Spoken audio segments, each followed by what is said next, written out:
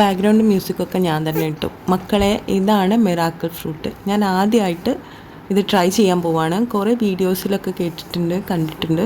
അപ്പോൾ അനിയത്തിയുടെ വീട്ടിൽ ഇത് ഉണ്ടെന്ന് അവൾ പറഞ്ഞിട്ടുണ്ടായിരുന്നു. അങ്ങനെ അവിടെ ഉണ്ടായപ്പോൾ അവൾ കൊണ്ടു തന്നതാണ്. ആകെ 3 കിട്ടിയുള്ളൂ കേട്ടോ. അവൾ വരുമ്പോൾ ഇതാണ് പഴുത്തിട്ടുണ്ടായിരുന്നത്. അപ്പോൾ അവൾ അത് എനിക്ക് വേണ്ടി കൊണ്ടു തന്നതാണ്. അപ്പോൾ ഞങ്ങൾ ഇതൊന്നൊന്ന് ട്രൈ ചെയ്യാൻ പോവാണ് കേട്ടോ. അപ്പോൾ വീട്ടിൽ വാടി തുടങ്ങിയൊരു ചെറുനാരങ്ങ ഉണ്ടായിരുന്നു. അത് വെച്ചാണ് നമ്മളിന്ന് ട്രൈ ചെയ്യാൻ പോകുന്നത്.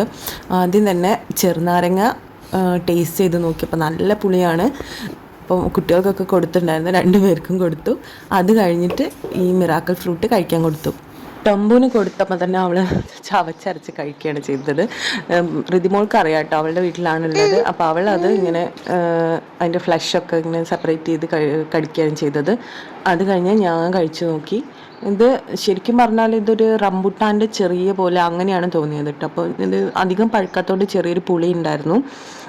പിന്നെ അതിന് റംബുട്ടാൻ്റെ ആ ഫ്ലഷ് ഇങ്ങനെ കുരുവിൻ്റെ മുകളിൽ നിന്ന് ഇങ്ങനെ വരുന്ന പോലെ ഇതും അതുപോലെ ഇങ്ങനെ നമുക്കിങ്ങനെ കഴിച്ച് കുറേ സമയം കഴിക്കുമ്പോൾ അതിൻ്റെ ഫ്ലഷൊക്കെ കുരുവിൽ നിന്ന് സെപ്പറേറ്റ് വരും. എന്നിട്ട് അത് കഴിച്ച് കഴിഞ്ഞിട്ട് പിന്നെ വീണ്ടും ഞങ്ങൾ നാരങ്ങ കഴിച്ചു. അന്നേരം നല്ല മധുരമായിരുന്നു. ശരിക്കും നമ്മൾ നാരങ്ങയാണ് കഴിക്കുന്നതെന്ന് തോന്നില്ല. അത്രയും ഒരു എന്താ പറയുക, ലെമൺ ജ്യൂസൊക്കെ കുടിക്കുന്ന പോലെ ഭയങ്കര മധുരം, ആ ഒരു പുളിയും കൂടെ ചെറിയതായിട്ട്. അല്ലാതെ നാരങ്ങേൻ്റെ കറക്റ്റ് ആ പുളി നമുക്ക് കിട്ടൂല. ലൈം ജ്യൂസ് കഴിക്കുന്ന പോലെ ഒരു മധുരം ചേർന്ന ഒരു ടേസ്റ്റാണ് ഫീൽ ചെയ്തത്. നല്ല രസമുണ്ടായിരുന്നു. ശരിക്കും നമുക്കതൊരു അത്ഭുതമായി തോന്നി.